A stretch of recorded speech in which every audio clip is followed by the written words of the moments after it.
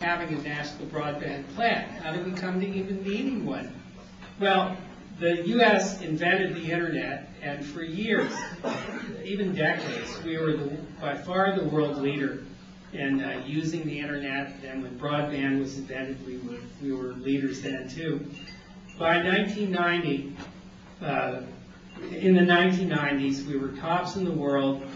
By the beginning of the last decade, when the organization of OE, Economic Cooperation and Development, began to formally track these things, we were fourth in the world.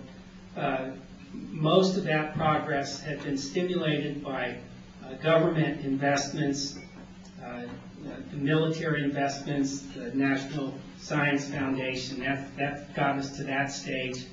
And then we had a new administration come into office in 2001, and their philosophy was that we should rely solely on the market to ensure that we would have sufficient broadband, that it would be widely distributed, that it would be primarily the competition between the cable and telephone industries that would drive us into leadership in broadband. It didn't take very long for the results to show that that wasn't working well.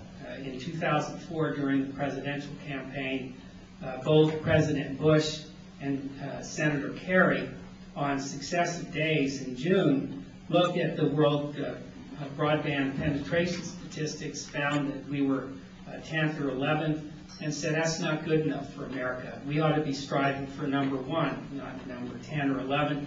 This affects us in significant ways, including economic development, and we need to change this.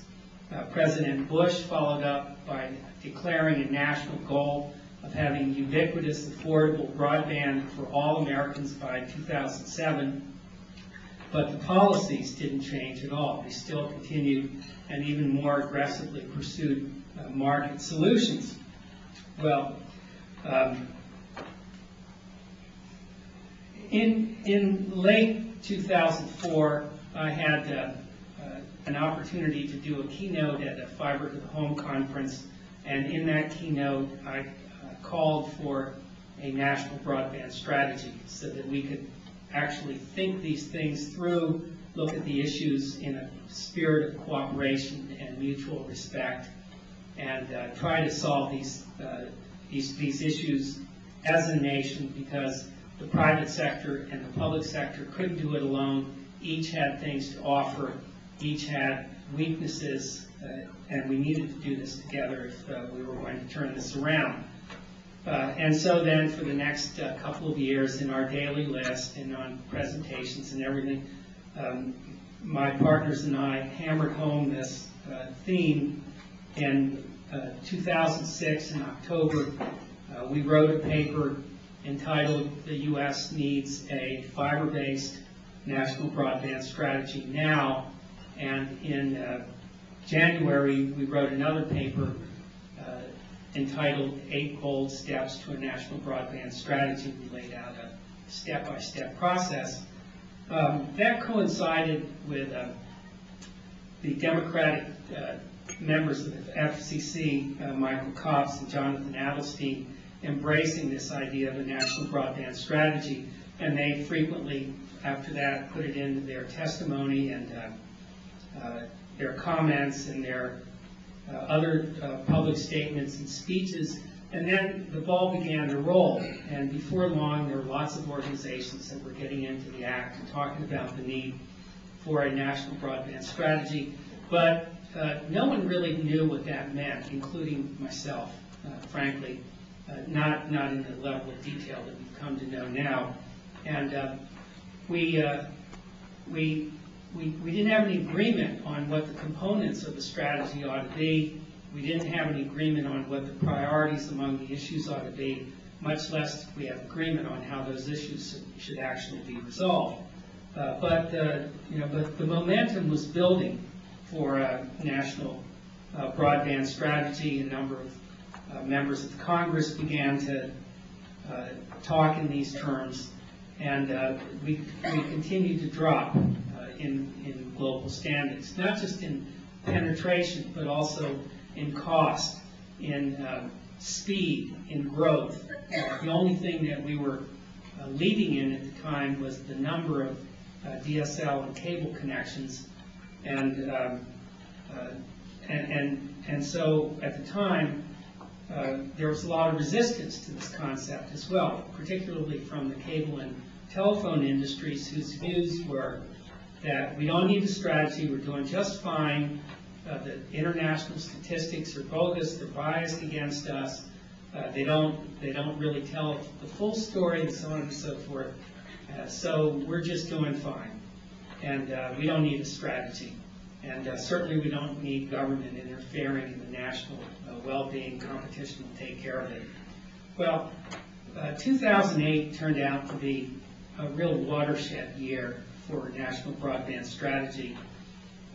Early in the year, as we began to see that even the supporters of the national strategy were pretty much rewarming their traditional policies, and they were saying, okay, this is what we need, this is what we've been saying for a long time, it should be part of the national strategy. So we're making no progress at all. We just had a new buzzword to describe the positions that we were all familiar with and taking. And we weren't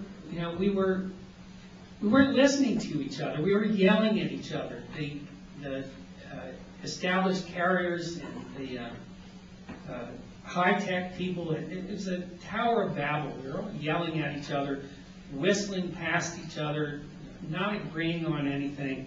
So we began to talk one-on-one at first, and then in small groups with the stakeholders, and talking about where we could agree. And we didn't fuss where we couldn't agree. We just kept asking whether we could agree on this, and the answer was yes, sort of. Can we agree on this? And we kept emphasizing the things that we could agree on, and we found, surprisingly, a lot of things that we could agree on. And in April of 2008, we reached a sort of a critical mass. We had a meeting, and we saw each other face to face. Jonathan Adelstein at the FCC gave us a cheerlead to, this is what we need, go ye forth. We did a questionnaire, a private questionnaire, and we asked a bunch of questions and asked the participants to rate them 1 to 5. And we found there was a tremendous amount of potential consensus on a very broad range of issues. And so we had another meeting, and we decided that we should issue a call to action statement. This was before now the elections of 2008. The Democratic candidates had all embraced the idea of a national broadband strategy as part of their positions.